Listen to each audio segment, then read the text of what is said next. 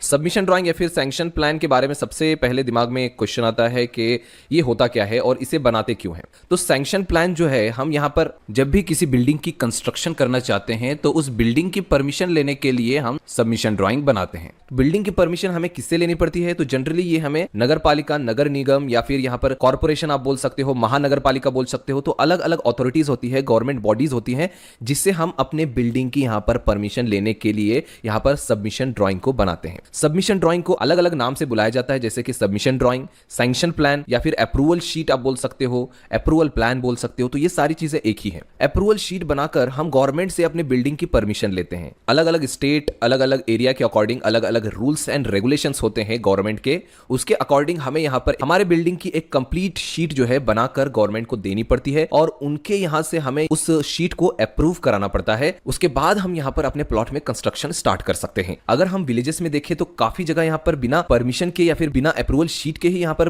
Construction हो जाते हैं, क्योंकि विलेज एरिया में इसकी इतनी जरूरत भी नहीं पड़ती, किसी प्लान को सैंक्शन कराने की इतनी जरूरत भी नहीं पड़ती और कोई हमारे ऊपर बर्डन भी नहीं होता कि हम इसे सैंक्शन कराएं। और ज्यादा बड़े बड़े कंस्ट्रक्शंस भी यहाँ पर विलेज एरिया में नहीं होते हैं। तो अगर आप यहाँ पर ज्यादा बड़ा कंस्ट्रक्शन कर रहे हैं तो जरूर विलेजेस में भी आपको यहाँ पर कंस्ट्रक्शन का परमिशन लेना पड़ेगा। और वहां पर भी कुछ बॉडीज होती हैं, लाइक वहां पर सरपंच होता है, तो उससे आप परमिशन अपने बिल्डिंग की ले सकते हैं। बट जो सिटीज हैं वहां पर आपको ये परमिशन लेना जरूरी है। और जो भी अपने बिल्डिंग का परमिशन लिए बिना या फिर अप्रूवल शीट के बिना कंस्ट्रक्शन स्टार्ट कर देते हैं, उनको याद रखना चाहिए कि उन्हें ना ही बैंक की तरफ से कंस्ट्रक्शन के लिए कोई लोन दिया जाएगा या फिर उन्हें उस प्रॉपर्टी को सेल करने में भी आगे चल के दिक्कत आ सकती है। और कभी कभी हो सकता है कि कॉर्पोरेशन या फिर नगर पालिका उस पर एक्शन ले और गवर्नमेंट के पास फुल अथॉरिटी है कि आपके बिल्डिंग को वो गिरा सके। अगर आप यहां पर सिटीज में रहते हैं तो आपके बिल्डिंग का यहां पर सैंक्शन प्लान बनाकर आपको नगर पालिका या फिर नगर निगम से आपको यहां पर अप्रूवल लेना पड़ेगा। अब यहां पर सेकंड क्वेश्चन हमारे दिमाग में आता है कि कौन ये सैंक्शन प्लान बना सकता है और उसे अप्रूवल के लिए यहां पर दे सकता है। तो यहां पर दो चीजें आ जाती है, जैसे कि अगर सबमिशन प्लान बनाने की बात है तो कोई भी सबमिशन प्लान बना सकता है, लाइक सिविल इंजीनियर, आर्किटेक्ट या फिर कोई भी नॉर्मल जो ड्राफ्ट्समैन है वो भी यहां पर अप्रूवल प्लान बना सकते हैं। बट उसको किसी लाइसेंस्ड इंजीनियर या फिर आर्किटेक्ट के थ्रू चेक करवाना जरूरी है। अगर आप किसी इंजीनियर या फिर आर्किटेक्ट के गाइडेंस में काम कर रहे हो तो कोई दिक्कत नहीं है, कोई भी यहां पर सैंक्शन प्लान यहां पर बना सकता है। बट सैंक्शन प्लान में एक चीज जरूरी होती है, वो है लाइसेंस्ड इंजीनियर या फिर लाइसेंस्ड आर्किटेक्ट के सिग्नेचर। तो ये बहुत ज्यादा इंपॉर्टेंट चीज हो जाती है। आपके पास यहां पर लाइसेंस्ड होना चाहिए, अथॉरिटी होना चाहिए शीट को यहां पर साइन करने की, जो कि जनरली यहां पर आर्किटेक्ट, सिविल इंजीनियर या फिर इवन अगर आप डिप्लोमा होल्डर है, इनके पास ये अथॉरिटी होती है। बट आपको यहां पर लाइसेंस लेना जरूरी होता है। विदाउट लाइसेंस आप शीट में यहां पर सिग्नेचर नहीं कर सकते। या फिर आप क्या कर सकते हो, अगर आपके पास लाइसेंस नहीं है तो जिस आर्किटेक्ट या फिर इंजीनियर के पास ये अथॉरिटी है या फिर लाइसेंस है प्लान को सैंक्शन कराने का, उसके सिग्नेचर के थ्रू आप अपने प्लान को सैंक्शन करवा सकते हो। ऐसा कोई जरूरी नहीं है कि जो ये यहां पर सैंक्शन प्लान बना रहा है उसी के सिग्नेचर उसमें होने चाहिए। आप सैंक्शन प्लान को किसी भी आर्किटेक्ट, इंजीनियर से चेक करवा के पार्टनरशिप करके उसके सिग्नेचर्स उसमें ले सकते हो और प्लान को सैंक्शन करवा सकते हो। तो ये चीजें आपकी क्लियर हो गई होंगी। अब यहां पर तीसरी सबसे इंपॉर्टेंट चीज की तरफ हम बढ़ते हैं, जिसमें यह है कि जो हम सैंक्शन प्लान बना रहे हैं, सैंक्शन शीट बना रहे हैं, उसमें क्या क्या कंटेंट यहां पर इंक्लूडेड होना चाहिए, क्या क्या देना हमें यहां पर जरूरी है। तो अब हम यहां पर अपने ऑटोकैड में देखते हैं कि क्या क्या चीजें यहां पर हमें जरूरी होती हैं। सबसे पहले तो आपका जो सबमिशन ड्राइंग होगा ये पूरी तरह से मीटर में बना हुआ होगा, दूसरे यूनिट में यहां पर काम नहीं होना चाहिए। अगर आपने फीट इंचेस में बनाया भी है तो उसे आपको मीटर में कन्वर्ट करना जरूरी होगा। तो ये याद रखिए कि आपका प्लान जो है यहां पर मीटर में ही सैंक्शन होगा। तो बहुत सारी चीजें यहां पर अपने अप्रूवल शीट में डालना जरूरी है। उसमें से फर्स्ट यहां पर फ्लोर प्लान। तो फ्लोर प्लान एक बहुत ही ज्यादा इंपॉर्टेंट कंटेंट है हमारे शीट में और इसको सबसे ज्यादा ध्यान से आपको बनाना पड़ता है। चलिए हम यहां पर अपनी फर्स्ट शीट में देखते हैं यहां पर किस तरह से हमारा यहां पर फ्लोर प्लान बनाया गया है। देखिए ये हमारी एक कंप्लीट शीट है, इसमें अलग अलग कंटेंट दिए हुए हैं। अब हम फर्स्ट देखने वाले हमारा यहां पर फ्लोर प्लान। थोड़ी सी डार्कनेस में यहां पर बढ़ा देता हूं ताकि आपको यहां पर नजर आए। अब देखिए यहां पर हमारा फ्लोर प्लान बनाया गया है। तो फ्लोर प्लान किस तरह से आपको बनाना है यहां पर ध्यान रखिए। जब भी आपके पास फ्लोर प्लान बनाने के लिए कोई रिक्वेस्ट आती है तो सबसे पहले आपके पास एक प्लॉट के डायमेंशंस आते हैं। प्लॉट के डायमेंशन के अकॉर्डिंग उसमें आपको प्लान को फिट करना होता है। प्लान को फिट करने और यहां पर खास करके अप्रूवल शीट के लिए जब आप प्लान बनाते हो तो उसमें बहुत सारी चीजें जरूरी होती है। जैसे कि एक फ्लोर प्लान बनाने से पहले हमें सेटबैक डिस्टेंस का यहां पर ध्यान रखना पड़ता है। सेटबैक डिस्टेंस का मतलब आपको उम्मीद है पता होगा। सेटबैक डिस्टेंस का मतलब होता है कि जो आपका प्लॉट है, ये हमारा प्लॉट है, उसमें आप साइड में कितना गैप छोड़ रहे हो, ओपन स्पेसेस कितना वेंटिलेशन के लिए आप छोड़ रहे हो यहां पर। तो ये होता है सेटबैक डिस्टेंस। तो इसका ध्यान आपको रखना पड़ता है। तो ये जो सेटबैक डिस्टेंस होता है ये हमें अलग अलग सिटीज में, अलग अलग स्टेट्स में इसके अलग अलग रूल्स होते हैं। तो आपको अपने स्टेट के अकॉर्डिंग रूल देखना होगा। प्लॉट साइज के अकॉर्डिंग हमें कितना यहाँ पर सेटबैक डिस्टेंस छोड़ना है। अगर आपका यहाँ पर प्लॉट का एरिया कम है तो आपको सेटबैक डिस्टेंस भी कम छोड़ना होगा। लाइक अगर आप सिर्फ आगे से सेटबैक डिस्टेंस और पीछे से सेटबैक डिस्टेंस छोड़ना चाहते हो तो वो भी यहाँ पर एक्सेप्टेबल है। अगर आप 3 तरफ से यहाँ पर सेटबैक डिस्टेंस छोड़ोगे, वेंटिलेशन छोड़ोगे, तो वो भी एक्सेप्टेबल होता है। और अगर आप चारों तरफ से यहाँ पर सेटबैक डिस्टेंस छोड़ते हो तो वो भी यहाँ पर एक्सेप्टेबल होता है। बट ऐसा नहीं होना चाहिए कि आप अप्रूवल शीट बना रहे हो और आप किसी भी डायरेक्शन से सेटबैक डिस्टेंस नहीं छोड़ रहे हो। ये बिल्कुल गलत है। आपका जो यहाँ पर सैंक्शन प्लान है उसे यहाँ पर परमिशन बिल्कुल भी नहीं दी जाएगी। तो यहाँ पर आपको सेटबैक डिस्टेंस छोड़ना जरूरी है। और मुझे लगता है कि मैक्सिमम टाइम अपने लैंड के 75% पे आप यहाँ पर कंस्ट्रक्शन कर सकते हो। 25% एरिया आपको जनरली यहाँ पर ओपन स्पेस और सेटबैक डिस्टेंस में छोड़ना पड़ेगा। तो ये हो गया हमारा सेटबैक डिस्टेंस के बारे में। अब नेक्स्ट यहाँ पर हम पार्किंग के बारे में। पार्किंग भी बहुत ज्यादा इंपॉर्टेंट कंटेंट है। अगर आप अपने प्लान को यहाँ पर सैंक्शन करवाना चाहते हो तो पार्किंग का एक मिनिमम एरिया यहाँ पर दिया जाता है आपको सैंक्शन प्लान के लिए। उस मिनिमम साइज का आपको यहाँ पर पार्किंग देना जरूरी होता है। सैंक्शन प्लान के लिए पार्किंग का रिक्वायरमेंट जो होता है वो जनरली इस टाइप का होता है कि आपके पार्किंग में यहाँ पर एक कार फिट आना चाहिए, एक यहाँ पर स्कूटर फिट आना चाहिए और एक बाइसिकल यहाँ पर आपकी फिट आना चाहिए। तो ये तीनों चीजों के लिए आपके पार्किंग में स्पेस होनी चाहिए, तभी आपका प्लान यहाँ पर अप्रूव किया जाएगा। तो इसके कुछ मिनिमम डायमेंशंस होते हैं। तो आगे और भी वीडियोस आने वाले हैं तो उसमें मैं ये चीजें एक्सप्लेन करूंगा, साइजेस वगैरह क्या होनी चाहिए। तो फिलहाल ये चीजें याद रखिए कि कार पार्किंग होनी चाहिए, एक कार पार्क, स्कूटर और एक बाइसिकल पार्क करने की जगह आपके पार्किंग में होनी चाहिए। ओके, अब नेक्स्ट जो है प्लान में रूम्स की साइज अच्छे से यहाँ पर अरेंज होनी चाहिए। अगर आप अपने प्लान को अप्रूव करवाना चाहते हो तो जो रूम्स की साइज है उसके भी मिनिमम डायमेंशंस दिए जाते हैं। हम रूम्स को ज्यादा छोटा नहीं कर सकते, हैबिटेबल होना चाहिए। जो रूम्स है हैबिटेबल होना चाहिए। हैबिटेबल रूम्स कौन कौन से होते हैं? तो हैबिटेबल रूम यहाँ पर आपके ड्राइंग रूम या फिर लिविंग रूम, आपका यहाँ पर बेडरूम होता है, आपका यहाँ पर किचन रूम होता है। तो ये सारी चीजों में हम रूम्स को ज्यादातर हम लोग यूज करते हैं और अपना ज्यादातर वक्त हम इसी रूम में बिताते हैं। तो इनकी एक मिनिमम साइज होती है, उस मिनिमम साइज से आप कम साइज के रूम्स यहाँ पर नहीं बना सकते। तो एक जनरली मैं बता देता हूं, जैसे कि आपका जो रूम है यहाँ पर वो यहाँ पर 8 फीट से कम डायमेंशन के नहीं होने चाहिए। कोई भी एक साइड जो है 8 फीट से कम नहीं होनी चाहिए। जनरली हम रूम्स देखते हैं 9 फीट, 10 फीट, 12 फीट, 15 फीट, इस तरह की साइज होती है। तो मिनिमम रिक्वायरमेंट है 8 फीट। 8 फीट से ज्यादा आप रूम की साइजेस रख सकते हो। और यहाँ पर किचन की भी रिक्वायरमेंट है। किचन की रिक्वायरमेंट थोड़ी सी कम है। यहाँ पर आपकी एक साइड मिनिमम 6 फीट की होनी चाहिए। 6 फीट से कम साइज का आप यहां पर किचन नहीं बना सकते अगर आप यहां पर सैंक्शन प्लान बनवाना चाहते हो तो 6 फीट मिनिमम यहां पर साइज है अपने किचन की। इसमें कोई प्रॉब्लम नहीं है। स्टेयरकेस को भी अच्छे से आपको स्टैंडर्ड, इंडियन स्टैंडर्ड के अकॉर्डिंग यहाँ पर स्टेयरकेस को भी आपको बनाना पड़ेगा। Okay, like riser and treads और उसका जो एंगल होता है स्टेयरकेस का, वो सारी चीजें आपको स्टैंडर्ड फॉलो यहाँ पर करना पड़ेगा। उसके बाद यहाँ पर देखिए प्लान के रूम्स के साइज हमने देख लिए। अब ये जो प्लान हमने बनाया है इसमें क्या क्या चीजें डालना जरूरी है। तो इसमें सबसे पहले तो आप प्लान बनाने के बाद आउटर डायमेंशन यहाँ पर डाल दीजिए। ज्यादा भी डायमेंशन यहाँ पर भरने की जरूरत नहीं है। देखिए यहाँ पर 2 टाइप के डायमेंशन दिखाए गए हैं। एक तो टोटल डायमेंशन यहाँ पर दिया गया है यहाँ पर 12.45 मीटर और यहाँ पर आपको वॉल टू वॉल यहाँ पर डायमेंशंस दिए गए हैं 2.43 एंड 10.02। तो इतने ही डायमेंशन आपको डालने की जरूरत है। यहाँ पर भी एक आप फुल डायमेंशन डाल सकते हो। सारे डायमेंशन दिखाने की जरूरत नहीं है, कुछ डायमेंशन ऊपर साइड में दिखा दीजिए। और यहाँ पर रूम के अंदर इसका यहाँ पर आपको टैग करना जरूरी है। रूम को यहाँ पर टैग करना जरूरी है। तो इसमें टैग हमने कैसे डाला है, देखिए यहाँ पर किचन लिखा हुआ है। उसके बाद यहाँ पर किचन की हॉरिजॉन्टल एंड वर्टिकल यहाँ पर साइज दी गई है। जनरली सारे डायमेंशन यहाँ पर मीटर में ही सैंक्शन होते हैं। ज्यादातर रूल्स होते हैं कि यहाँ पर आप जो प्लान है अप्रूवल प्लान वो मीटर में ही यहाँ पर बना के सैंक्शन करवाएं। तो यहाँ पर जो किचन इसकी साइज दी गई है, इसमें एक चीज याद रखना है, नाम के नीचे आपको डायमेंशन लिखने हैं और इस डायमेंशन में फर्स्ट आपके हॉरिजॉन्टल डायमेंशन और सेकंड आपके वर्टिकल डायमेंशन होने चाहिए। मींस हॉरिजॉन्टल 3.88 इस तरह से और वर्टिकल यहाँ पर 3.05 इस तरह से। कहीं पर भी ऐसा नहीं करना है आपको कि फर्स्ट आपने वर्टिकल डिस्टेंस डाल दिया और सेकंड आपने हॉरिजॉन्टल डिस्टेंस डाल दिया। तो ये गलती आपको बिल्कुल भी नहीं करना है। हमने स्टार्ट से ही देखा है, इंजीनियरिंग आप कर चुके होंगे या फिर आर्किटेक्ट होंगे, ये सारी गलती आपको नहीं करनी है। फर्स्ट में आपको हॉरिजॉन्टल डिस्टेंस डालना है और सेकंड आपको वर्टिकल डिस्टेंस यहां पर डालना है डायमेंशन में। तो इस तरह से नाम आपको डालना है। नेक्स्ट चीज आपको यहां पर क्या करनी है, विंडोज के यहां पर टैग्स डालना जरूरी है। ओके, इसे हम लोग यहां पर लास्ट में शेड्यूल जब बनाएंगे, विंडोज की साइजेस, डोर के साइजेस हम बनाएंगे, टेबल बनाएंगे, तो उसमें ये टैग्स हमें यूज होंगे। तो इन्हें टैगिंग, विंडोज एंड डोर को टैग करना बहुत ही ज्यादा जरूरी है। तो देखिए जैसे कि D1 साइज है यहाँ पर, D2 साइज होगा यहाँ पर, D2 साइज यहाँ पर भी है, तो D3 साइज यहाँ पर है। तो अलग अलग साइजेस के लिए अलग अलग टैग डाल दीजिए। विंडोज के लिए यहाँ पर W1, W2, W3 इस तरह से आप यहाँ पर टैग अपने विंडोज को कर सकते हो। बाद में हम टेबल में देखिए यहाँ पर इस तरह से शेड्यूल बना के उनकी साइजेस इसमें लिख सकते हैं। तो ये शेड्यूल टैगिंग करना विंडोज एंड डोर को भी बहुत ज्यादा जरूरी है। उसके बाद यहाँ पर देखिए वॉल्स देख रहे होंगे आप, यहाँ पर वॉल्स को डार्क किया गया है। ओके, वॉल्स यहाँ पर डार्क नजर आ रही हैं और जो विंडो डोर्स वगैरह एक्स्ट्रा चीजें हैं, रेलिंग्स वगैरह, ये सारी चीजें यहाँ पर लाइट थिकनेस में बनाई गई है, मतलब इनकी लाइन थिकनेस कम है और ये जो वॉल्स हैं इनकी लाइन थिकनेस ज्यादा है। तो इस तरह से अगर आप लाइन थिकनेस के साथ बनाओगे तो आपका जब प्रिंट होकर आपका प्लान आएगा तो बहुत ही ज्यादा प्रोफेशनल लगेगा, इफेक्टिव लगेगा। तो लाइन थिकनेस आपको जरूर यहाँ पर यूज करना है। जनरली हम लोग यहाँ पर जो लाइन थिकनेस यूज करते हैं वो यहाँ पर वॉल्स के लिए यहाँ पर आप 0.3 से 0.4 तक का लाइन थिकनेस यूज कर सकते हो, और ये जो है ये नॉर्मली आप 0.15 mm 0.20 mm का आप यहाँ पर विंडोज एंड डोर्स के लिए यूज कर सकते हो। डायमेंशंस यहाँ पर आपको बिल्कुल लाइट कलर में दिखाना है, बिल्कुल भी इन्हें डार्क नहीं दिखाना है। डायमेंशंस को डायमेंशन लाइट कलर में, यहाँ पर railings and door Windows light colour में, आपको सिर्फ यहाँ पर वॉल और यहाँ पर जो भी टेक्स्ट वगैरह है ये सारी चीजें आपको डार्क दिखाना जरूरी होता है।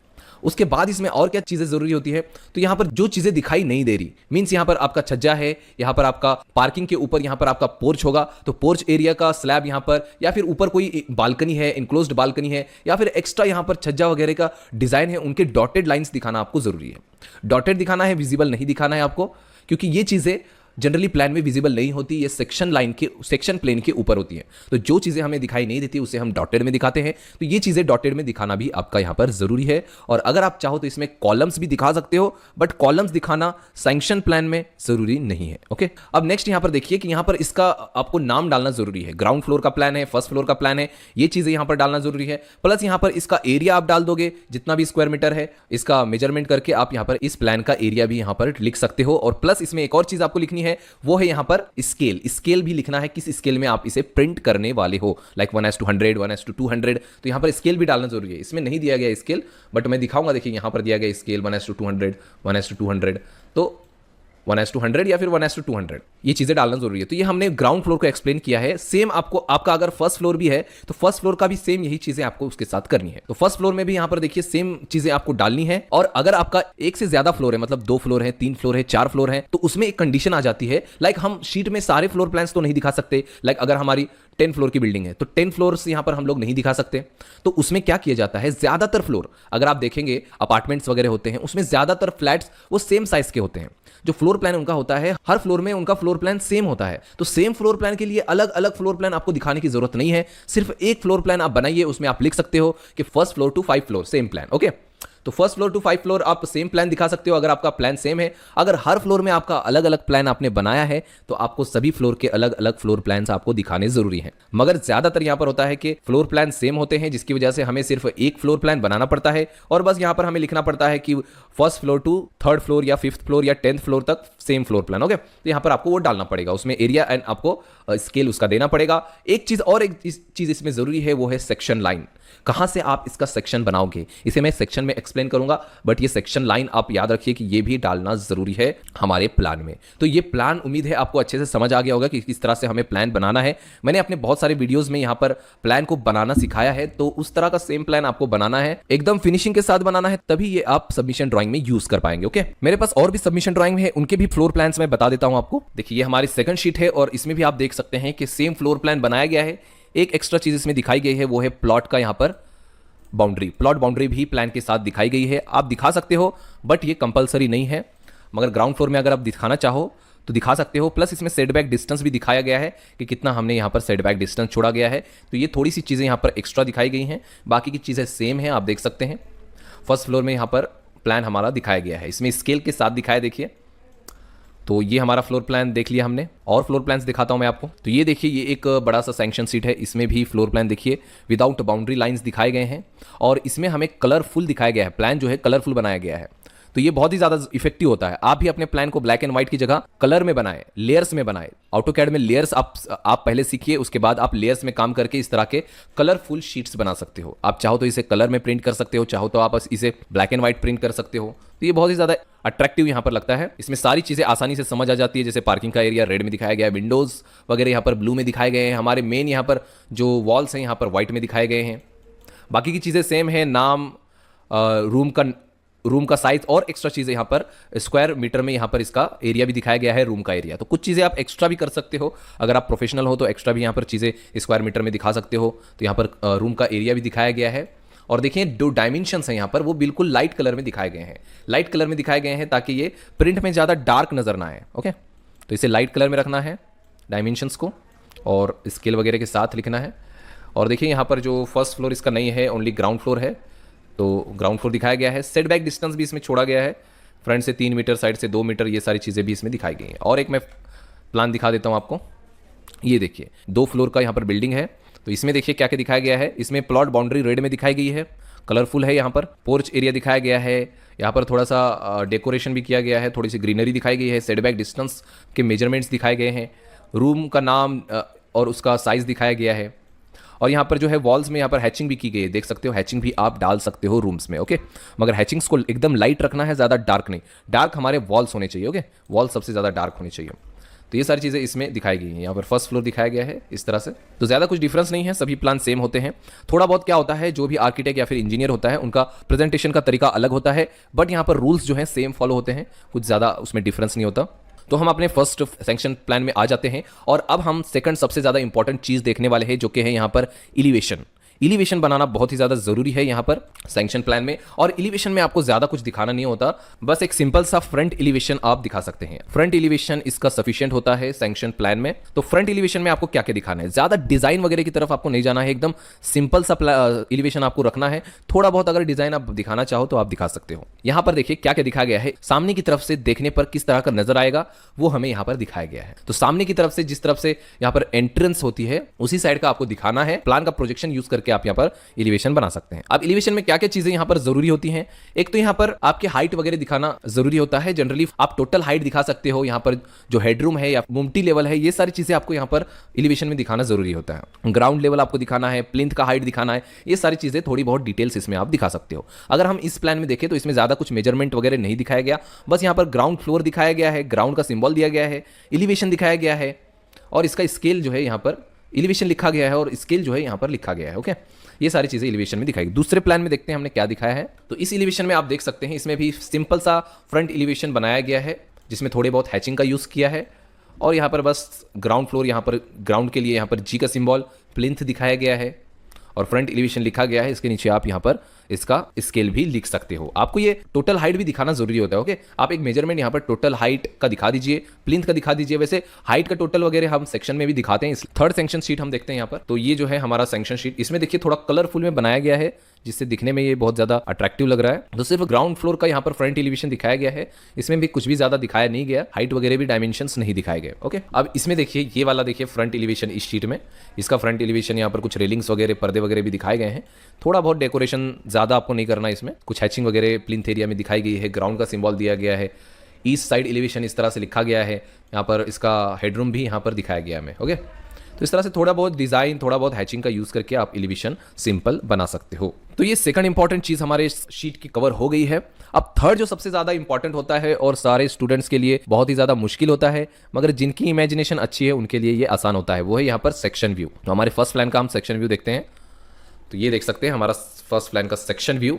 सेक्शन व्यू में सबसे ज्यादा डिटेल्स हमें एलिवेशन की दिखानी पड़ती हैं। सारे डायमेंशन, सारे मेजरमेंट्स यहाँ पर सेक्शन व्यू में आते हैं। तो चलिए देखते हैं इसमें क्या क्या दिखाना हमें जरूरी होता है। सामने आप देख सकते हैं कि जब हम सेक्शन किसी भी फ्लोर प्लान का लेते हैं तो यहाँ पर हमें सेक्शन लाइन दिखाना बहुत ज्यादा जरूरी होता है। तो प्लान में सबसे पहले सेक्शन लाइन दिखाइए और उसका डायरेक्शन दिखाइए कि किस डायरेक्शन से आप इस सेक्शन को बना रहे हो। लाइक इसको हमने यहाँ पर राइट हैंड साइड से सेक्शन दिखाया है, मींस राइट साइड से देखने पर हमारा सेक्शन किस तरह से नजर आएगा वो हमने दिखाया है।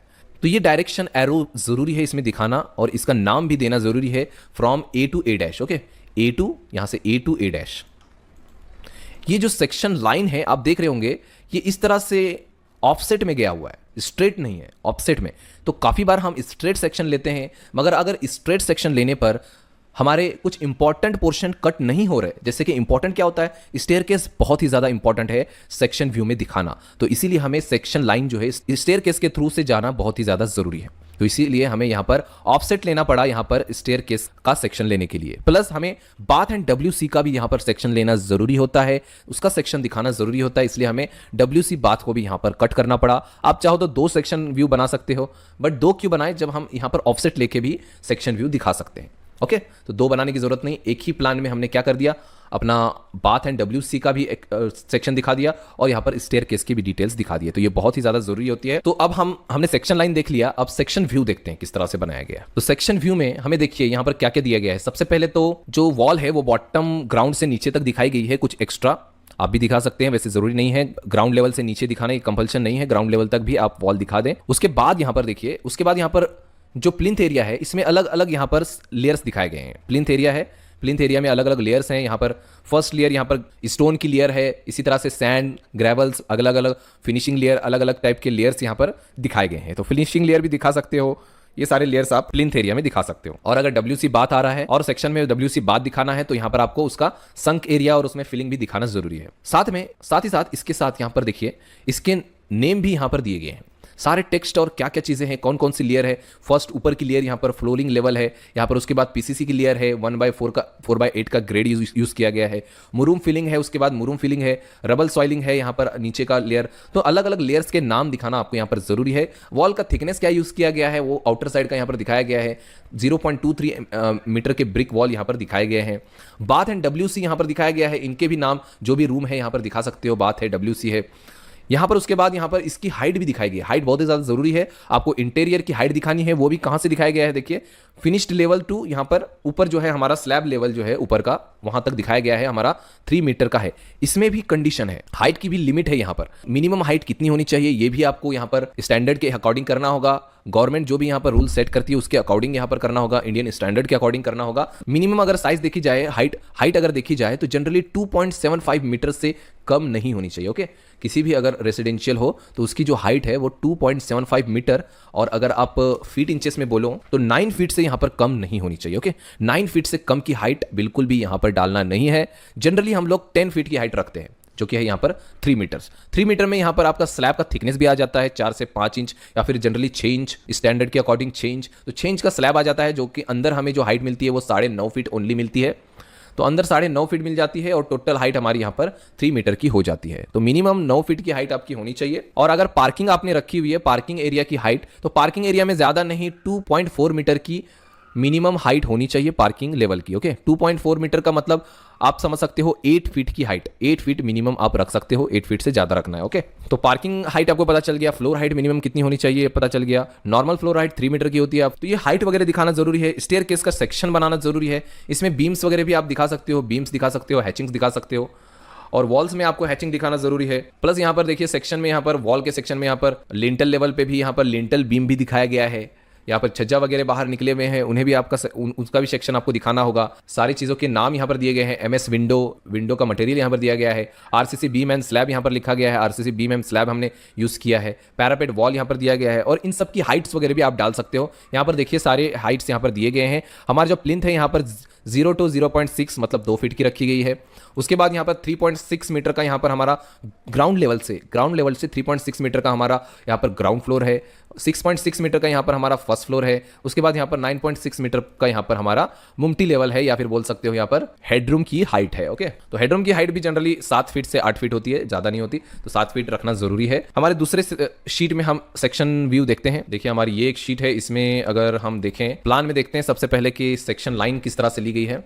देखिए जनरली हमें टॉयलेट और स्टेयरकेस में यहाँ पर ऑफसेट लेना पड़ता है, क्योंकि एक लाइन में टॉयलेट और स्टेयरकेस आना मुमकिन नहीं है हर बार, तो हमें ऑफसेट लेना पड़ता है। तो यहाँ पर सेक्शन लाइन जो है ऑफसेट लिया गया है, और ये बाथ के थ्रू से और यहाँ पर स्टेयरकेस के थ्रू से यहाँ पर दिखाया गया है। अब हम देखते हैं कि यहाँ पर सेक्शन व्यू किस तरह से बनाया गया है। देखिए यहाँ पर प्लिंथ लेवल में कोई भी हैचिंग फिलिंग वगैरह नहीं दिखाएगी, तो ये भी चलेगा, इतनी कोई ज़रूरी बात नहीं है, दिखाएंगे तो अच्छी बात है। इसका हाइट जो है प्लिंथ की हाइट 0.85 मीटर रखी गई है, ज़्यादा रखी गई है। तो रोड के अकॉर्डिंग आपको यहाँ पर प्लिंथ की हाइट रखनी पड़ती है। जनरली 2 फीट, 1.5 फीट, 2 फीट आपको रखना जरूरी है। उसके बाद वॉल्स वगैरह नीचे तक दिखाए गए हैं। संक का एरिया दिखाया गया है, कितना है 200 mm थिकनेस यहाँ पर दिखाई गई है, तो इस तरह से भी आप लिख सकते हो। बाथ दिखाया गया है, बाथ का हाइट जो है दिखाया गया है। यहाँ पर लॉफ्ट का भी कुछ स्पेस रखा गया है। आप देखते होंगे कि कभी कभी टॉयलेट के ऊपर स्टोरेज का सेक्शन होता है, तो स्टोरेज के लिए जो लॉफ्ट है वो चीज़ें यहाँ पर दिखाई गई हैं।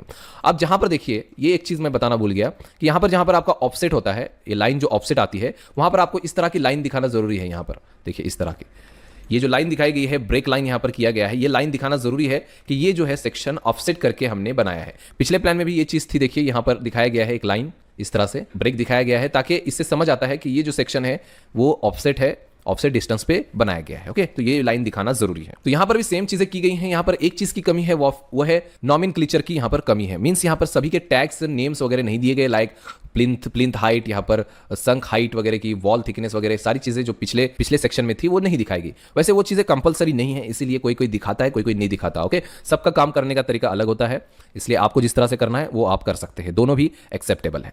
तो यहाँ पर देखिए टोटल हाइट बिल्डिंग की दी गई है, और यहाँ पर अंदर की तरफ देखा जाए तो यहाँ पर इंटरनल हाइट भी दी गई है। इन्होंने 3.06 मीटर की हाइट रखी हुई है, यहाँ पर 2.1 मीटर की बात की रखी गई है। तो ये मिनिमम हाइट है, याद रखिए 2.1 मीटर, जो कि यहाँ पर 7 फीट होती है। तो ये मिनिमम हाइट है, इतनी तो होनी चाहिए।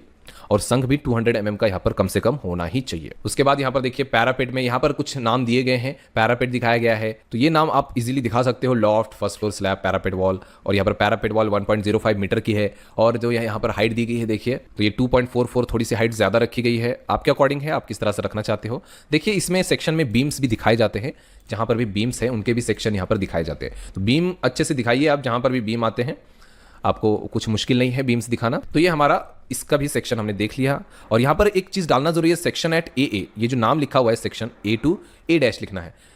कई बार क्या होते हैं कि एक ही शीट में 2 या 3 सेक्शन व्यू भी होते हैं, तो इस नाम से हमें पता चलेगा सेक्शन लाइन और सेक्शन व्यू में रिलेशन बताने के लिए आपको यहाँ पर ये नाम यहाँ पर डालना जरूरी है, यहाँ पर भी और ये सेक्शन लाइन में भी। कई बार क्या होता है कि प्लान में एक या एक से ज्यादा यहाँ पर सेक्शन लाइन्स होते हैं, तो किस सेक्शन लाइन का सेक्शन व्यू कहां पर दिखाया गया है वो आपको इस नाम से ही पता चलेगा। ठीक है, तो इसलिए ये नाम दिखाना जरूरी है, A to A, B to B, C to C, जितने भी सेक्शन आप लेना चाहते हो। तो ये हमारा हो गया सेकंड प्लान। ये हम थर्ड प्लान में देखते हैं सेक्शन व्यू। तो इसमें भी सेम चीजें हैं, इसमें दिखाने का तरीका अलग है। देखिए कुछ यहाँ पर ग्राउंड लेवल लिखा गया है, प्लिंथ लेवल यहाँ पर लिखा गया है, ग्राउंड फ्लोर स्लैब यहाँ पर लिखा गया है, फर्स्ट फ्लोर स्लैब, पैरापेट, इन सब का डिस्टेंस, हाइट वगैरह दिखाया गया है। यहाँ पर छज्जा कितना बाहर है उसका डिस्टेंस 0.45 दिखाया गया है। टोटल जो हाइट दी गई है 3.06 की यहाँ पर ली गई है। WC बाथ का यहाँ पर हाइट 2.1 मीटर का लिया गया है। लॉफ्ट एरिया छोड़ा गया है, संक यहाँ पर 0.2 मीटर का छोड़ा गया है, इस तरह से दिखाया गया है। स्टेयरकेस का सेक्शन यहाँ पर लिया गया है। लिंटल बीम के साथ यहाँ पर हमारा छज्जा भी दिखाया गया है। यहाँ पर प्लिंथ बीम भी दिखाना जरूरी है, ये सारे बीम्स दिखाना जरूरी है आपको। यहाँ पर आपका देखिए हेडरूम की हाइट वगैरह दिखाना, आप चाहो तो यहाँ पर राइजर ट्रेड भी दिखा सकते हो, ये भी दिखाना जरूरी होता है। आप यहाँ पर दिखा सकते हो, नीचे भी यहाँ पर राइजर एंड ट्रेड की हाइट यहाँ पर दिखा सकते हो। तो सारी चीज़ें देखिए, किसी किसी में कुछ चीज़ें नहीं है, किसी किसी में दी गई हैं, तो ये चीज़ें आप अपने प्लान में ऐड कर सकते हो। जितनी भी चीज़ें ऐड हो सके अच्छी चीज़ें वो ऐड जरूर कीजिए, ताकि आपका प्लान जो है बहुत ही ज़्यादा यहाँ पर प्रोफेशनल यहाँ पर दिखाई दे। Okay, section eight A to A यहाँ पर लिखा गया है। A to A सेक्शन देखिए किस तरह से लिया गया है। यहाँ पर देखिए स्ट्रेट लाइन सेक्शन लिया गया है, स्ट्रेट लाइन। तो यहाँ पर स्ट्रेट लाइन लेने की वजह से कोई भी यहाँ पर लाइन बीच में आई नहीं, यहाँ पर जिगजैग लाइन, ब्रेक लाइन दिखाने की जरूरत हमें नहीं पड़ी। तो ये स्ट्रेट लाइन सेक्शन था, क्योंकि स्टेयरकेस, बाथ, WC एक ही लाइन में कट हो रहे हैं, तो इस तरह से कट किया गया है इसे। तो इस तरह से भी आप बना सकते हो सेक्शन व्यू को। लास्ट सेक्शन व्यू देखते हैं। ये देखिए कलरफुल सेक्शन व्यू बनाया गया है। हमारे जो डायमेंशन है उनको यहाँ पर डार्क कलर में दिखाया गया है, ताकि ये ज़्यादा हमें शीट में ज़्यादा हाईलाइट ना हो, हमारा प्लान मेन हाईलाइट होना चाहिए। तो ये चीज़ें देखिए, यहाँ पर भी सेम चीज़ें हैं, राइजर ट्रेड वगैरह सारी चीज़ें दिखाई गई हैं। लिंटल बीम, छज्जा दिखाया गया है, टोटल हाइट दिखाई गई है बिल्डिंग की, इंटरनल हाइट वगैरह दिखाई गई है। तो देखिए इंटरनल हाइट 3.06 मीटर की। यहाँ पर प्लिंथ बीम, बेडरूम वगैरह जो भी रूम कट हो रहे हैं उनके नाम यहाँ पर दिए गए हैं। WC बाथ, उनकी हाइट, लॉफ्ट वगैरह दिखाई गई है। तो ये जो कलर ब्लैक में डायमेंशन दिया गया है, याद रखिए कि ये जब प्रिंट होगा तो ब्लैक कलर व्हाइट पेज पे प्रिंट होगा, तो ये अच्छे से नजर आएगा। और जो व्हाइट लाइन्स है वो ऑटोमेटिकली यहाँ पर ब्लैक हो जाती हैं, ऑटोकैड की व्हाइट लाइन ऑटोमेटिकली ब्लैक हो जाती है। तो ये जो ब्लैक कलर है ऑटोमेटिकली ये व्हाइट कलर में नजर आएगा, बट ब्लैक शीट में नजर नहीं आएगा। कोई कोई क्या करते हैं, यहाँ पर हम जब ऑटोकैड का प्लान बनाते हैं तो ब्लैक की जगह वो लाइट कलर यूज कर लेते हैं, लाइक ग्रीन वगैरह यूज कर लेते हैं। तो ग्रीन वगैरह लाइट कलर आप यूज करोगे तो आपका ऑटोकैड में तो देखना आसान हो जाएगा, बट जब आप उसे व्हाइट पेज पे प्रिंट करोगे तो ब्लू कलर, ग्रीन कलर ये ज्यादा डार्क नजर नहीं आते, बिल्कुल लाइट कलर में नजर आते हैं। तो जो चीजें आपको शीट में डार्क दिखानी है तो उन्हें अच्छे से कलर कीजिए, ताकि शीट में वो प्रॉपरली नजर आए। ठीक है, तो इस तरह से देखिए कुछ हैचिंग्स भी यहाँ पर प्लिंथ में दिखाई गई है। संक 0.2 मीटर थिक दिखाई गई है, और सारे हाइट वगैरह यहाँ पर दिए गए हैं। तो इस तरह से आप यहाँ पर सेक्शन व्यू और स्केल यहाँ पर लिख सकते हो। तो ये हमारे चारों शीट के हमने देख लिए हैं। अब नेक्स्ट सबसे ज्यादा जरूरी चीज यहाँ पर हमारे सैंक्शन शीट में डालना जरूरी है, वो है यहाँ पर साइट प्लान। साइट प्लान यहाँ पर डालना बहुत ही ज्यादा जरूरी है। साइट प्लान में देखिए क्या क्या होता है। यहाँ पर हमारा देखिए साइट प्लान दिखाया गया है, आप देख सकते हैं ये हमारा साइट प्लान है। और इस साइट प्लान में देखिए क्या क्या दिया गया है। सबसे पहले तो साइट प्लान में आपका प्लॉट यहाँ पर दिखाया जाएगा। प्लॉट दिखाना, प्लॉट की बाउंड्री दिखाना डार्क में जरूरी है, और उसमें कितने एरिया में आपने अपने बिल्डिंग को बनाया है वो आपको दिखाना जरूरी है। मींस आपका यहाँ पर बिल्टअप एरिया ही आएगा और इसमें आपका पार्किंग वगैरह जो छोड़ा हुआ है वो चीजें यहाँ पर नहीं आएंगी। ओके, पार्किंग स्पेसेस नहीं भी दिखाएंगे तब भी चलेगा क्योंकि वो बिल्टअप एरिया में कंसीडर नहीं होता। याद रखिए पार्किंग एरिया बिल्टअप एरिया में कंसीडर नहीं होता है, ठीक है। तो ये चीजें आपको यहाँ पर दिखाने की जरूरत नहीं है, पार्किंग एरिया वगैरह। तो आप सिंपल अपने बिल्डिंग का बिल्टअप बाउंड्री दिखा दीजिए और उसके बाद अपने प्लॉट की बाउंड्री दिखा दीजिए, उसके बाद अपने बिल्डिंग का यहाँ पर बाउंड्री दिखा दीजिए बिल्टअप एरिया। उसके बाद यहाँ पर देखिए सेप्टिक टैंक जहां पर बनाएंगे उसका लोकेशन आप दिखा सकते हो। साइट प्लान है इसलिए ये सारी चीजें दिखाना जरूरी है। और सेप्टिक टैंक का यहाँ पर आउटलेट भी यहाँ पर आप दिखा सकते हो। आउटलेट कहां से होगा, इनलेट कहां से आप दिखा सकते हो, जो वाटर सप्लाई होगा वो इनलेट कहां से होगा उसका एक लाइन दिखा सकते हो आप। उसके बाद इसमें सेटबैक डिस्टेंस बहुत ही ज्यादा जरूरी है, सेटबैक डिस्टेंस दिखाना। ओके, सेटबैक डिस्टेंस अलग अलग इसके रूल्स हैं, आपके प्लॉट के साइज के अकॉर्डिंग ये रूल्स सेट होते हैं। अगर आपका प्लॉट एरिया छोटा है तो आप कम सेटबैक डिस्टेंस छोड़ोगे, और अगर आपका प्लॉट एरिया ज्यादा है, बड़ा है, तो आप यहां पर ज्यादा सेटबैक डिस्टेंस छोड़ सकते हो। क्योंकि अगर हमारा प्लॉट छोटा है और अगर हम साइड में अगर सेटबैक डिस्टेंस ज्यादा छोड़ देंगे तो हमारे कंस्ट्रक्शन के लिए एरिया ही नहीं बचेगा। तो इसीलिए गवर्नमेंट की तरफ से ये रूल आता है कि आप छोटा स्पेस है तो उसके लिए कम सेटबैक डिस्टेंस छोड़ना है, बड़ा स्पेस आपके पास प्लॉट एरिया बड़ा है तो आपको ज्यादा सेटबैक डिस्टेंस छोड़ना है। इसने क्या किया है, चारों तरफ से यहाँ पर सेटबैक डिस्टेंस छोड़ा हुआ है तो इससे चारों तरफ से यहाँ पर वेंटिलेशन मिलेगा। कभी कभी क्या होता है, ओनली फ्रंट साइड से हम लोग छोड़ते हैं सेटबैक डिस्टेंस, कभी कभी फ्रंट एंड बैक से छोड़ते हैं, कभी कभी हम यहाँ पर 3 साइड से सेटबैक डिस्टेंस छोड़ते हैं, और कभी कभी हम चारों तरफ से यहाँ पर सेटबैक डिस्टेंस छोड़ते हैं अलग अलग एरिया के अकॉर्डिंग। तो ये आप अपने स्टेट के अकॉर्डिंग इसके रूल्स देख सकते हो, क्या रूल्स हैं, कितना सेटबैक डिस्टेंस छोड़ना जरूरी है। तो ये तो सेटबैक डिस्टेंस हो गया। अब नेक्स्ट आपने जो आपका बिल्टअप एरिया दिखाया हुआ है, बाउंड्री लाइन दिखाई गई है अपने कंस्ट्रक्शन की, तो उसमें आपको सारे डायमेंशंस दिखा देने हैं कि हर लाइन के आप डायमेंशंस कितने हैं, वो सारी चीजें दिखा देनी है। Proposed work in plot, plot का नंबर आप यहां पर देख सकते हो, प्लॉट नंबर भी रख सकते हो। यहां पर डायमेंशन अच्छे से दिखा दीजिए, प्लॉट के डायमेंशन अच्छे से दिखा दीजिए। प्लॉट के डायमेंशन बहुत ही ज्यादा यहां पर जरूरी है। टोटल प्लॉट का डायमेंशन यहां पर दिखा दीजिए। रोड्स आपको यहां पर दिखाना जरूरी है, फ्रंट से रोड जा रहा है, साइड से रोड जा रहा है, ये दोनों चीजें आपको दिखाना जरूरी है जहां पर भी रोड है, और उनकी विड्थ भी यहां पर आपको डालना जरूरी है। उसके बाद यहां पर आप साइट प्लान लिख सकते हो और उसका जो भी स्केल होगा वो उसके नीचे आप यहां पर लिख सकते हो। अब नेक्स्ट प्लान में देखते हैं क्या क्या चीजें हमें सीखने को मिलती हैं। यहां पर जो है साइट प्लान जो है यहां पर दिखाया गया है, देखिए यहां पर साइट प्लान दिखाया गया है, सेम चीजें दिखाई गई हैं साइट प्लान में। देखिए बाउंड्री लाइन यहां पर दिखाई गई है, प्रपोज्ड वर्क का एरिया दिखाया गया है, कितने एरिया में यहां पर कंस्ट्रक्शन होने वाला है, उनके सारे आउटर के डायमेंशंस यहां पर अच्छे से दिखाए गए हैं। देखिए आउटर में दिखाएंगे तो ज्यादा अच्छा होगा। उसके बाद सेटबैक डिस्टेंस वगैरह सारे डायमेंशंस दिखाए गए हैं। प्लॉट थोड़ा सा यहां पर एंगल में है तो सारी चीजें अच्छे से यहां पर प्लॉट के अलग अलग एक्स्ट्रा डायमेंशंस दिखाए गए हैं। यहां पर सेप्टिक टैंक की लोकेशन दिखाई गई है। यहां पर हमारा रेन वाटर हार्वेस्टिंग का जहां पर भी एरिया है वो दिखाया गया है। आउटलेट दिखाया गया है, इसका वाटर सप्लाई इनलेट यहां पर दिखाया गया है, और यहां पर हमारा रोड का जो है वो भी दिखाना जरूरी है। आई थिंक इसमें नहीं दिखाया गया बट वो दिखाना यहां पर दिखाया गया। देखिए 6 मीटर वाइड रोड यहां पर लिखा गया है। ओके, साइट प्लान स्केल के साथ यहां पर आपको लिखना जरूरी है। तो ये सारी चीजें इसमें भी हैं। नेक्स्ट प्लान में देखते हैं यहां पर साइट प्लान में क्या दिखाया गया है। साइट प्लान यहां पर दिखाया गया है, देखिए ये हमारा साइट प्लान, और साइट प्लान में देखिए बाउंड्री को यहां पर कलरफुल दिखाया गया है। इसलिए कलरफुल अगर आप लेयर्स में बनाएंगे कलरफुल तो बहुत ही ज्यादा इफेक्टिव नजर आता है, सारी चीजें अलग अलग अच्छे से समझ आती हैं। तो देखिए यहां पर रोड दिखाया गया है, रोड की विड्थ दिखाई गई है, ड्रेनेज की लाइन यहां पर दिखाई गई है, इनलेट वाटर सप्लाई दिखाया गया है, बाउंड्री है हमारे प्लॉट की, उसके यहाँ पर डायमेंशंस दिखाए गए हैं। उसके बाद यहाँ पर जो है सेटबैक डिस्टेंसेज हैं वो सारी चीज़ें दिखाई गई हैं चारों तरफ से। पार्किंग का एरिया दिखाया गया है, उसमें यहाँ पर सिर्फ डायमेंशन दिखाया गया है। बाकी प्रपोज्ड वर्क यहाँ पर देखिए हैचिंग में हमें रेड कलर में दिखाया गया है। तो हैचिंग का प्रपोज्ड वर्क जो है ये होगा, प्लॉट नंबर भी इसमें दिखा सकते हो। प्लॉट नंबर यहाँ पर दिखाया, देखिए साइट प्लान स्केल के साथ यहाँ पर दिखाया गया है। यहाँ पर 1-2 चीज़ें और दिखानी चाहिए थी जो कि है यहाँ पर रेन वाटर हार्वेस्टिंग टैंक, यहाँ पर सेप्टिक टैंक, ये सारी चीज़ें दिखा सकते थे। ओके, साइट प्लान इसका भी हो गया। अब लास्ट प्लान का देखते हैं साइट प्लान किस तरह से बनाया गया है। ये है हमारा साइट प्लान। इसमें देखिए ये सिंपल सा साइट प्लान है, रेक्टेंगुलर हमारा साइट है रेड कलर में। उसके अंदर हमारा जो है प्रपोज्ड साइट वर्क जो है यहाँ पर दिखाया गया है हैचिंग में, हैचिंग डालना जरूरी है। ओके, और यहाँ पर हमें सेटबैक डिस्टेंस चारों तरफ से छोड़ा गया है वो दिखाया गया है। सारे प्लॉट के डायमेंशंस दिखाए गए हैं, प्रपोज्ड वर्क जो एरिया में हो रहा है उसके डायमेंशंस दिखाए गए हैं। सेप्टिक टैंक का यहाँ पर आउटलेट दिखाया गया है, ड्रेनेज लाइन, और यहाँ पर इनलेट वाटर सप्लाई दिखाया गया है। Okay, plus rain water harvesting का यहाँ पर टैंक दिखाया गया है, लोकेशन, और उसका आउटलेट भी यहाँ पर दिखाया गया है। तो ये सारी चीजें साइट प्लान में होना जरूरी है। तो साइट प्लान हमने अच्छे से देख लिया है। उम्मीद है साइट प्लान आपको अच्छे से समझ आ गया होगा, क्या क्या कंटेंट उसमें आपको दिखाना जरूरी है। नेक्स्ट इसके बाद जो इंपॉर्टेंट चीज हमें शीट में दिखाना जरूरी है वो है यहाँ पर एरिया की प्लान। एरिया की प्लान कहां पर है, यहां पर है, देखिए ये है हमारा एरिया की प्लान। आप देख रहे रहे होंगे कि यहाँ पर जो हमारा साइट प्लान है, एरिया की प्लान है और बाकी के जो प्लान है वो छोटे स्केल में दिखाए गए हैं compare to plan elevation section. तो इनका स्केल अलग है और इनका स्केल अलग है। आई थिंक ये 1:200 में दिखाए गए हैं और ये 1:100 में दिखाए गए हैं। ये जो प्लान फ्लोर प्लान है 1:100 में प्रिंट होंगे और ये जो है हमारे 1:200 में, मतलब इनसे हाफ साइज में प्रिंट होंगे। ओके, तो हाफ साइज का इसमें यूज किया गया है, क्योंकि अगर हम ज्यादा बड़ा यहां पर एरिया की प्लान दिखाएंगे तो हमारे शीट में यहां पर अरेंज करना मुश्किल हो जाएगा। एक शीट में आपको 2 शीट यहां पर यूज करने पड़ेंगे। तो अगर छोटा सा बिल्डिंग है तो एक शीट में आप अरेंज करने की कोशिश कीजिए, वरना 2 से 3 शीट भी आप यूज कर सकते हैं। तो एरिया की प्लान में देखिए क्या दिखाना जरूरी है। एरिया की प्लान में मेनली यहां पर आपको आपका जो बिल्टअप एरिया है उसके कैलकुलेशन दिखाना जरूरी है। बिल्टअप एरिया को दिखाना जरूरी है, उसके डिटेल्स दिखाना जरूरी है।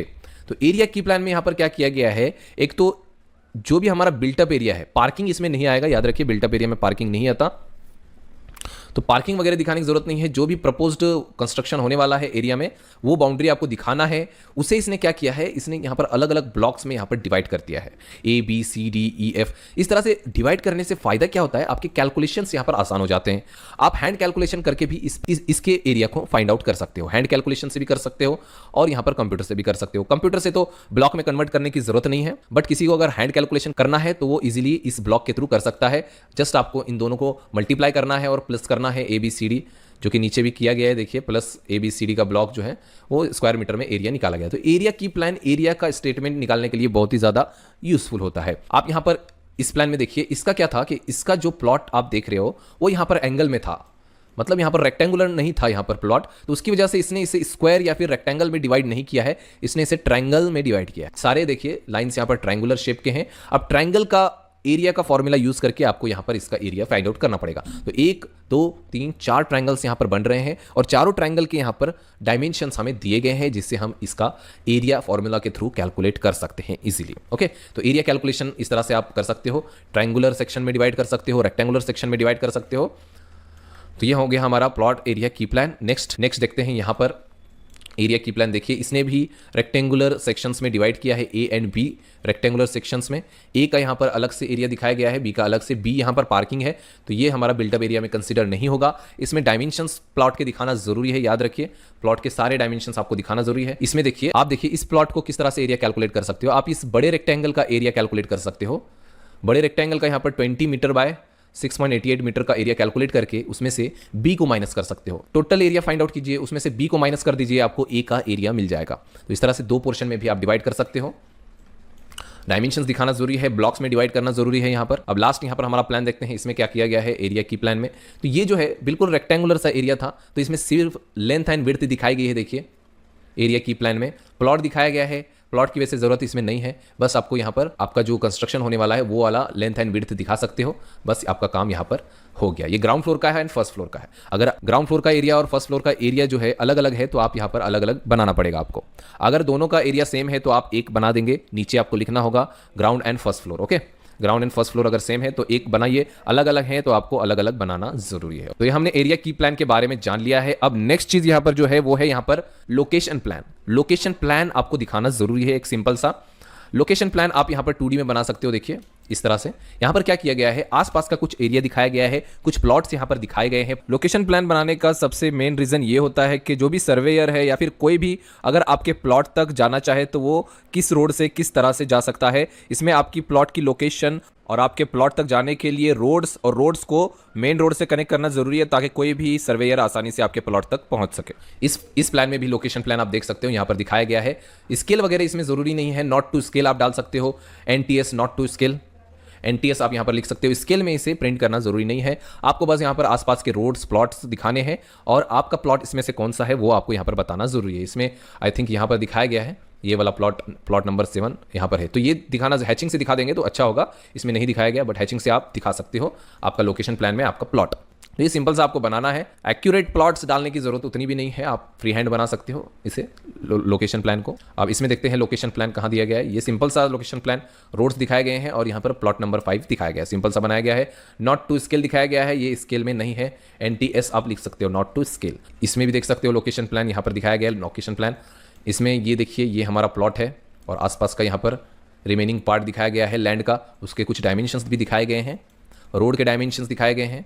तो ये थोड़ा सा अच्छे प्रोफेशनल तरीके से इसे बनाया गया है। NA plot for residential purpose, इसका सीएस नंबर वगैरह, पार्ट एरिया, स्क्वायर मीटर वगैरह इसमें बताया गया है और अपने प्लॉट का जो है डायमेंशंस भी इसमें दिखाए गए हैं। तो ये होता है लोकेशन प्लान। और एक चीज़ इसमें ऑप्शनल है बट ज़रूरी नहीं है, आप यहाँ पर गूगल मैप से जो है इमेज कैप्चर करके लगा सकते हो। ये ऑप्शनल होता है, कहीं कहीं पर ये कंपलसरी भी होता है, आपको चेक करना होगा कंपलसरी है या नहीं आपके एरिया में। आप क्या कर सकते हो, गूगल मैप से आपके प्लॉट का एक इमेज, आसपास के एरिया का और आपके प्लॉट का इमेज यहाँ पर लेके यहाँ पर आप अपनी शीट में लगा सकते हो। ओके, गूगल इमेज आप ले सकते हो, इसे हम मैप बोल सकते हैं, गूगल मैप या फिर गूगल इमेज। यहाँ पर भी एक छोटा सा लोकेशन प्लान बनाया गया है। बाकी के इसमें लोकेशन वो गूगल मैप का वगैरह नहीं दिखाया गया क्योंकि ये कंपलसरी नहीं होता, ये ऑप्शनल है गूगल मैप को दिखाना लोकेशन में। उसके बाद यहाँ पर जो इंपॉर्टेंट है वो आपको डायरेक्शन दिखाना है। डायरेक्शन बहुत ही ज़्यादा ज़रूरी है। आपको सिर्फ एक डायरेक्शन, नॉर्थ डायरेक्शन दिखा दीजिए बस, उससे ज़्यादा आपको दिखाने की ज़रूरत नहीं है। नॉर्थ डायरेक्शन दिखाना आपको आपके शीट में बहुत ही ज़्यादा ज़रूरी है, तो डायरेक्शन दिखा दीजिए इस शीट में। नेक्स्ट जो इंपॉर्टेंट चीज़ है वो है यहाँ पर एरिया कैलकुलेशन या फिर area statement. Area statement and area calculation approval sheet, sanction sheet में एक बहुत ही इंपॉर्टेंट पार्ट है। इसे अच्छे से कैलकुलेट करना, अच्छे से प्रेजेंट करना बहुत ही ज़्यादा ज़रूरी होता है। ये जो एरिया कैलकुलेशन है इसी पर डिपेंड होता है कि आपको यहाँ पर परमिशन मिलेगी या नहीं। सबसे ज़्यादा इंपॉर्टेंट जो चीज़ चेक की जाती है वो है यहाँ पर एरिया स्टेटमेंट। जो भी परमिसिबल एफएसआई उस एरिया का दिया गया है उसके अकॉर्डिंग आपने यहाँ पर कंस्ट्रक्शन किया है या नहीं, उसके अकॉर्डिंग आपने यहाँ पर बिल्टअप एरिया एक्वायर किया है या नहीं, ये चीज़ें देखने के लिए आपको यहाँ पर area calculation and area statement डालना जरूरी है। जैसा कि शीट में दिखाया गया है, देखिए शीट के अंदर ही यहाँ पर आपकी सारी चीज़ें कैलकुलेट कर दी गई हैं। तो क्या क्या कैलकुलेट किया गया है यहाँ पर देखिए। सबसे पहले तो area calculation for ground floor का जो प्लान बना है उसका एरिया कैलकुलेट किया गया है। Area A and area B, यहाँ पर देखिए ये जो दो ब्लॉक्स हमने एरिया की प्लान्स में डिवाइड किए हुए हैं एरिया की प्लान में ग्राउंड फ्लोर के, तो इन दोनों का एरिया यहाँ पर ए एंड बी, ए का एरिया एंड बी का एरिया यहाँ पर कैलकुलेट किया गया है। 7.29 metre by 8.06 metre equal to इतना स्क्वायर मीटर हो रहा है। तो जनरली स्क्वायर मीटर में ही आपको दिखाना पड़ता है। एरिया बी यहाँ पर जो है इसका कैलकुलेशन करके स्क्वायर मीटर बनाया गया है और दोनों का यहाँ पर total ground floor area calculate किया गया है 60.95 स्क्वायर मीटर। 60.95 स्क्वायर मीटर का आपका बिल्टअप एरिया ग्राउंड फ्लोर में यूज हो गया है। अब सेकंड फ्लोर में यहाँ पर, फर्स्ट फ्लोर में यहाँ पर देखिए क्या किया गया है। सेम चीज, ए का यहाँ पर आपको एरिया कैलकुलेट करना है, बी का एरिया कैलकुलेट करना है। इस तरह से लिखना है आपको यहाँ पर area of block A, block B और उसके अकॉर्डिंग यहाँ पर स्क्वायर मीटर और total built up area for first floor. तो टोटल बिल्टअप एरिया यहाँ पर फर्स्ट फ्लोर का ये आपको दोनों चीजें कैलकुलेट कर लेनी है, ground floor and first floor के लिए। तो ग्राउंड फ्लोर जितने भी फ्लोर्स हैं आपके 10 फ्लोर हैं, 10 के लिए आपको कैलकुलेट करना होगा। अगर आपका फर्स्ट फ्लोर से लेकर 10th फ्लोर तक सेम बिल्टअप एरिया है, सेम प्लान है, सेम फ्लोर प्लान है, तो आपको यहाँ पर ज्यादा कैलकुलेशन करने की जरूरत नहीं है। एक कैलकुलेशन आप कीजिए और यहाँ पर आप लिख सकते हो area for 1 to 10th floor. Okay, 1 to 10th floor, इस तरह से 1 to 5 फ्लोर, जहां तक भी सेम एरिया है वो आप सेम यहां पर लिख सकते हो। सबका अलग अलग कैलकुलेट करने की जरूरत नहीं है। अगर अलग अलग एरिया है तो आपको अलग अलग यहां पर कैलकुलेशन भी करनी पड़ सकती है। ठीक है, ग्राउंड फ्लोर का एरिया कैलकुलेट कर लिया, फर्स्ट फ्लोर का एरिया कैलकुलेट कर लिया, टोटल बिल्टअप एरिया आप कैलकुलेट करते हैं। टोटल बिल्टअप एरिया क्या होगा, ग्राउंड फ्लोर का total built up area plus first floor का यहाँ पर टोटल बिल्टअप एरिया, दोनों को अगर हम यहाँ पर प्लस करते हैं तो total built up area of building आ जाएगा यहाँ पर हमारा। Total built up area of ground floor, total built up area of first floor, तो दोनों चीजें यहां पर दी गई है। टोटल बिल्टअप एरिया यहां पर हमें मिल गया है 1 to 1.9 स्क्वायर मीटर्स। तो ये हमें टोटल बिल्टअप एरिया मिल गया है हमारे बिल्डिंग का और यही सबसे ज्यादा जरूरी होता है। तो टोटल बिल्टअप एरिया आपने एफएसआई के अकॉर्डिंग यहां पर एक्वायर किया या नहीं, ये बहुत ही ज्यादा जरूरी होता है। उम्मीद है आपको एफएसआई के बारे में पता होगा। एफएसआई का मतलब होता है फ्लोर स्पेस इंडेक्स। ये एक वैल्यू होती है जो गवर्नमेंट की तरफ से आपको यहां पर दी जाती है आपके प्लॉट में कंस्ट्रक्शन करने के लिए। उस वैल्यू के अकॉर्डिंग ही आप यहां पर बिल्टअप एरिया यूज कर सकते हो। उससे ज्यादा बिल्टअप एरिया की बिल्डिंग आप यहां पर नहीं बना सकते या फिर आपको परमिशन ही नहीं दी जाएगी। ओके, इसीलिए यहां पर टोटल बिल्टअप एरिया यहां पर कैलकुलेट किया जाता है ताकि यहां पर एफएसआई के अकॉर्डिंग यहां पर हम चेक कर पाए। अब यहां पर देखिए इसके नीचे एफएसआई का स्टेटमेंट दिया गया है। उम्मीद है आपको एफएसआई के बारे में पता होगा। ये एक वैल्यू होती है जो कि गवर्नमेंट की तरफ से आपको दी जाती है ताकि यहां पर आपका जो बिल्टअप एरिया है उसको कंट्रोल कर सके। ओके, नहीं तो क्या होगा कि लोग यहां पर छोटे से एरिया में यहां पर 5-6 फ्लोर की बिल्डिंग्स भी खड़ी कर सकते हैं। इसीलिए इन फ्लोर्स को कंट्रोल करने के लिए एफएसआई दिया जाता है और एफएसआई के अकॉर्डिंग ही आपको यहां पर कंस्ट्रक्शन की करना पड़ता है। अगर आपका प्लान उस एफएसआई के अकॉर्डिंग होगा, अगर आपका बिल्टअप एरिया उस एफएसआई के अकॉर्डिंग होगा, विद इन लिमिट होगा, तभी आपको यहां पर आपका जो प्लान है वो सैंक्शन किया जाएगा, अप्रूवल मिल सकता है। तो यहां पर देखिए एफएसआई स्टेटमेंट क्या किया गया है। ग्राउंड फ्लोर के लिए जो एफएसआई हमने यूज किया है रेसिडेंशियल एफएसआई, यहां पर हमने यूज किया है, कमर्शियल के लिए भी यूज करते हैं। तो वो भी आप अलग से डाल सकते हो। बट रेसिडेंशियल की एफएसआई हमने यूज़ किया है 60.95 ग्राउंड फ्लोर में, फर्स्ट फ्लोर में इतना, तो ये हो गया हमारा टोटल एफएसआई। और यहाँ पर टोटल एफएसआई हमने यूज़ किया है 121.9 स्क्वायर मीटर। अब हमें यहाँ पर कुछ और चीज़ें भी दिखाई गई है। Permissible balcony 15%। तो यहाँ पर क्या होता है कि बालकनी हम अपने टोटल बिल्टअप एरिया का 15% ही निकाल सकते हैं, उससे ज्यादा बालकनीज हम यहां पर नहीं बना सकते। ओके, परमिसिबल बालकनी यहां पर 15% ही होती है। ओके, बिल्टअप एरिया में आप यहां पर एक्स्ट्रा यहां पर बालकनी जो है 15% निकाल सकते हो। तो यहां पर बालकनी नहीं निकाली गई फ्लोर में, तो इसीलिए यहां पर जो है ये जो है बिल्कुल ब्लैंक रखा गया है, इसमें कोई भी बालकनी नहीं है। दूसरे भी शीट्स में आपको दिखा देता हूं कि शीट्स और शीट में यहां पर किस तरह से इन एरिया कैलकुलेशन को दिखाया गया है। तो इसमें देख लेते हैं फर्स्ट प्लान जो हमारा था, इसमें देखिए किस तरह से दिखाया गया है।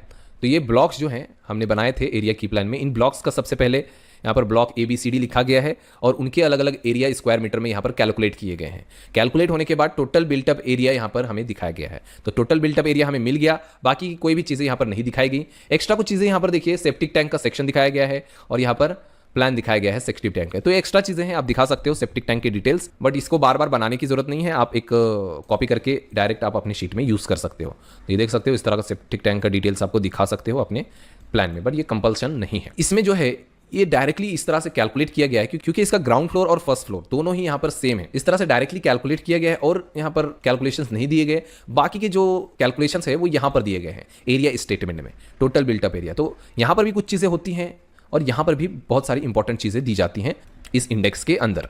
तो एरिया स्टेटमेंट में यहाँ पर क्या क्या दिखाया गया देखिए, टोटल प्लॉट एरिया, प्लॉट का एरिया दिखाया गया है। अलाउड एफएसआई कितना दिया गया है 1 इक्वल टू 0.88। अलाउड एफएसआई 1 का दिया गया है और हमने यूज किया है 0.88। ओके, इसमें लिखा गया है डायरेक्टली 0.88 हमने यूज किया और एफएसआई की वैल्यू 1 दी गई थी। एफएसआई 1 का मतलब क्या होता है आप समझ लीजिए सिंपल में। 1 एफएसआई का मतलब है जितना भी आपका प्लॉट एरिया है 242 स्क्वायर मीटर, उतने ही स्क्वायर मीटर का आप यहां पर बिल्टअप एरिया का कंस्ट्रक्शन कर सकते हैं। मतलब 242.64 स्क्वायर मीटर का यहां पर कंस्ट्रक्शन हम कर सकते हैं। बट यहां पर हम क्या है, सेटबैक डिस्टेंस छोड़ते हैं।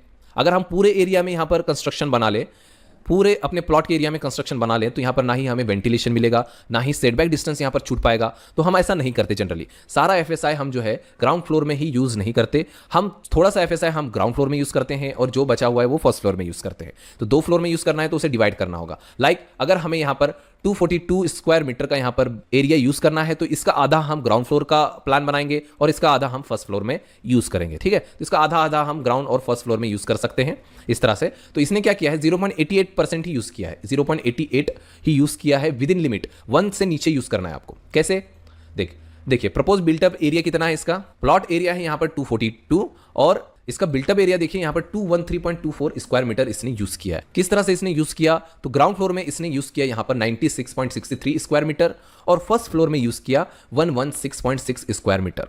तो दोनों फ्लोर में थोड़ा थोड़ा बिल्टअप एरिया इसने यूज किया। टोटल बिल्टअप एरिया यूज किया 213.24 स्क्वायर मीटर, मींस यहां पर 0.88 एफएसआई का यूज किया। 1 से नीचे यूज करना है आपको। ओके, मींस आप बोल सकते हो 88% यूज किया है। ठीक है, 88% हमने यूज कर लिया। अभी भी हमारा एफएसआई बचा हुआ है यहां पर 12% का।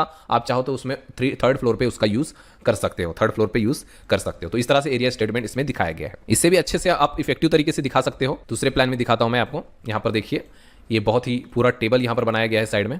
इन टेबल्स में इसकी वैल्यूज पुट की जाती है। तो एक बार आप बना के रख सकते हो इस तरह का टेबल, या फिर इसी शीट को कॉपी कर सकते हो। आपको कैड ऐप में मिल जाएंगी, आप वहां से डाउनलोड कर सकते हो। तो चलिए यहां पर देखते हैं कि यहां पर किस तरह से हमें हमारे जो कैलकुलेशंस है वो दिए गए हैं। तो एरिया स्टेटमेंट यहां पर देखिए क्या क्या किया गया है। Total area of CS number 990 means ये प्लॉट का एरिया दिखाया गया है। तो प्लॉट का टोटल एरिया यहां पर 1067.7 स्क्वायर मीटर है।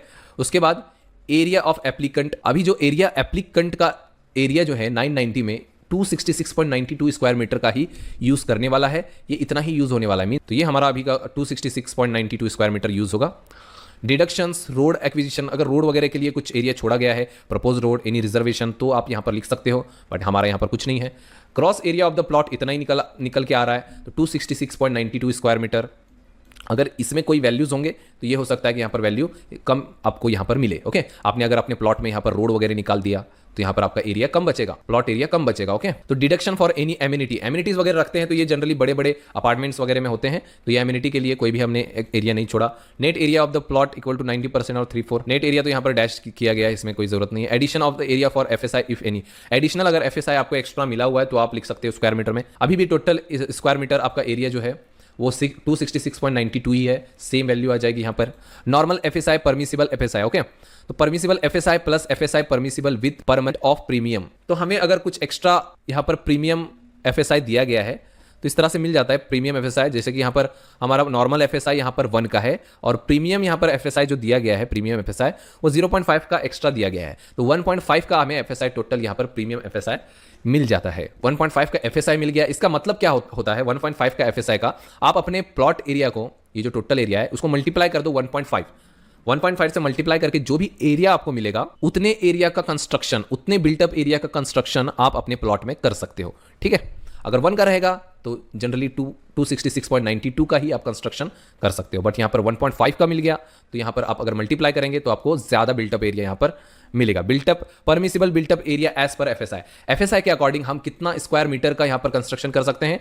बिल्टअप एरिया हम 400.38 स्क्वायर मीटर का यूज कर सकते हैं। मींस 400 स्क्वायर मीटर का बिल्टअप एरिया का कंस्ट्रक्शन हम अपने प्लॉट में कर सकते हैं। तो 400 स्क्वायर मीटर क्या हम ग्राउंड फ्लोर में सिर्फ करेंगे कंस्ट्रक्शन? नहीं, 100 स्क्वायर मीटर हम नीचे कर सकते हैं ग्राउंड फ्लोर में, 100 स्क्वायर मीटर का फर्स्ट फ्लोर में, 100 स्क्वायर मीटर का सेकंड फ्लोर में, 100 स्क्वायर फीट का थर्ड फ्लोर में। इस तरह से हम डिवाइड करके 400 स्क्वायर मीटर का यूज कर सकते हैं।